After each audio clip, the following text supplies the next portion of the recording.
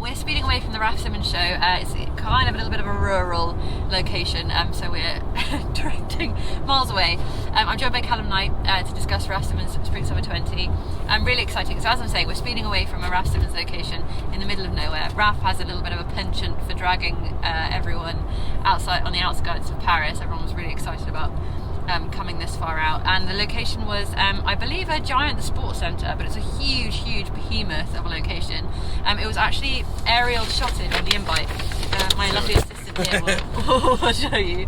So yeah, this is where we were showing. Well, not we were showing. That's a car for reference. That's a car for reference. So huge, vast space.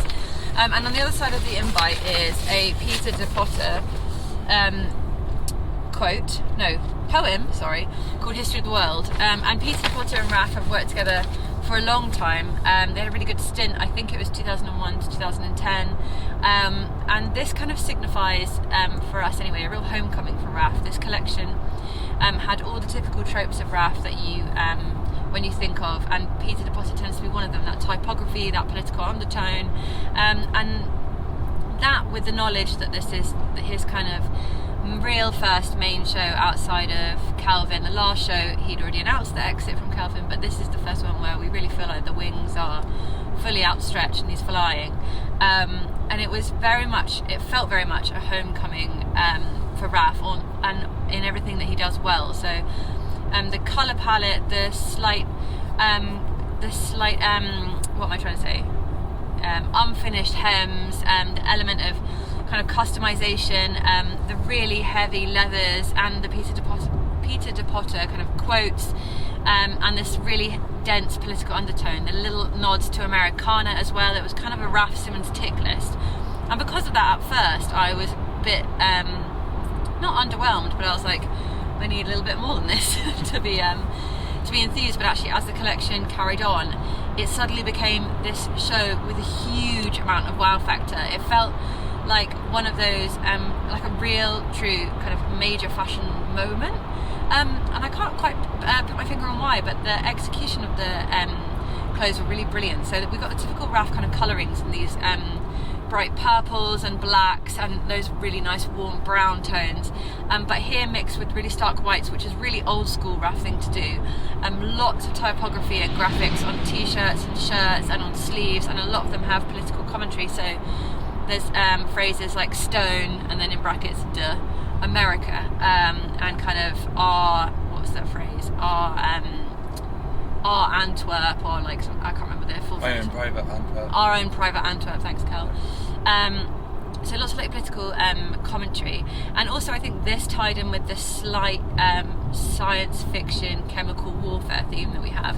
On the invite it was saying RS Labs, and the space that we were in within the sports centre had all this wonderful piping and tubing, and they were coming down metal stairs, and it was very grand. We're all sat on seats that have been sealed in black bin bags. So there's a real kind of nuclear chemical idea behind this, and the models, a lot of them are in kind of cinched gloves and collarless duster coats, which again have this unfinished hem, and that kind of harks to a little bit of a science lab coat as well. There were literal kind of bibbed, open-backed kind of doctors' surgery coats at some point as well, in kind of neons and ochres that Raf uses a lot. Less neon, more kind of bright yellows, and so there's a slight science fiction dystopic undertone, particularly with the tannoy before the heavy bass sets in, saying phrases like corporate America, anarchic America, just like really dark phrases, political phrases. Wonderful shorts as well. I really want to comment on the shorts, but with what Raf does, and which I really love, is really short shorts, skinny model legs, and then a really clunky shoe. And in these cases they were Wellingtons. Some were short and some were long, and both had an inverted smiley, as you can see here, kind of engraved in them. And some of the models were wearing kind of almost like not brogues, but my lace-up Oxfords, with a black sock, and that also had the inverted smiley on. So it's this kind of 90s warfare political tone mixed with Peter de Potter, but again it really felt like, for me, what Raf does best, all the cherry pickings of wonderful Raf moments. anyway, yes, carry on. Cal, what did you think? What were your favourites? One that I'm super excited to go back, and I'm literally, when I get back into my hotel, I'm going to look at the runway images and try and read some of the messages that we couldn't see, and I feel like we're going to be picking this apart for months and years to come. People will still be going back, and kind of, I feel like it was a milestone, basically, in Raf Simons as a brand, and Raf Simons as a person. I mean, my own private Antwerp and all the references to America, I mean, you can see this. He's returned to Antwerp, he's returned to his home, and how does he feel after being in somewhere that, at least for the story of this collection, he is describing as toxic, as in America. How does he feel coming out of that? And whilst I definitely saw what you meant with the lab coats, I didn't feel so much this science fiction, it was more this kind of human protection from man-made chemicals, which is also what you had in the popcorn collection of Calvin Klein, which was all based around safe. And they actually played some of the music from that, I think. They played some of the music from the first Calvin Klein collection, David Bowie's It's Not America, which closed out his first Calvin Klein collection.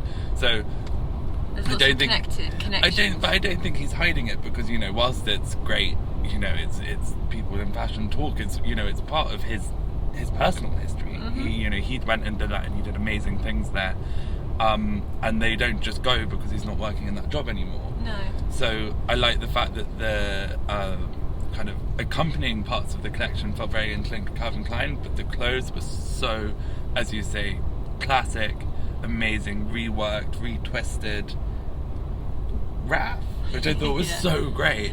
To the point where, you know, it's really hard to tell with Raf also what's styling and what's not.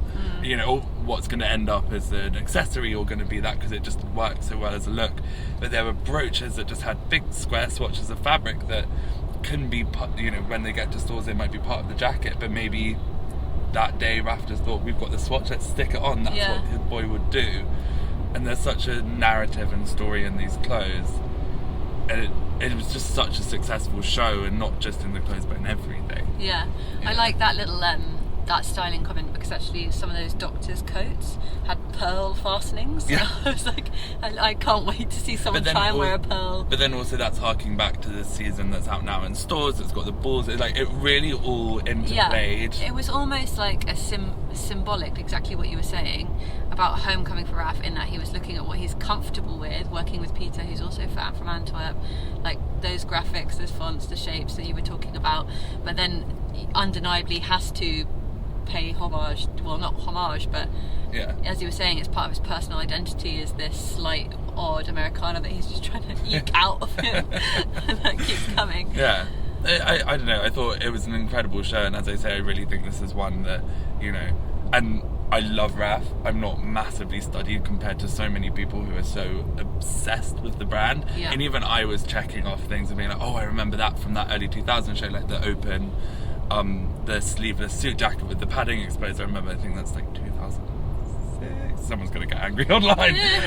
You know, but there's stuff like that. So I'm sure the more we look at this collection, then when it comes into stores, and if you go do your research, there's going to be so many interlinking webs that you can just get lost in. It felt a bit like an anniversary show. Which is funny, because his anniversary show, he said actually none of that's relevant. It's called Back to the Archives, no longer relevant. And I was there, I think it was about 16, and I remember being like, oh, anniversary show is all going to be archived, and literally nothing, it's all new. So it's funny he's doing it now. But it wasn't, I think that's an unfair, it wasn't at all kind of stuck in the past. It was a real rejuvenation. I just mean like a calling card of being like, this is like, don't forget my vast amazing history, let's not focus on Calvin. Like, look at all this amazing stuff I've done, I'm going to bring it back and make it even more modern. So super excited. So in case you couldn't tell, brilliant show. That moment when Raf gave everyone a little kiss. Normally when designers kind of run out, it's like a little wave and it's lovely, and everyone people actually really love Raf wave because it's kind of iconic from his Dior days. But because of the way the models came down, Raf literally came out above everyone, and it was almost like a like a really grand like kiss, and it gave me butterflies. It was such a fashion moment. Anyway, I'll stop gushing. We'll stop gushing. Congratulations, Raf, and thank you everyone for watching. Thanks, Cal, for taking part and being in the car. Please do subscribe. Lots more live reviews coming in hot. And you'll get a little notification if you subscribe, so make sure you do. And visit SHOWstudio so you can see the fantastic Raf show we've just talked about.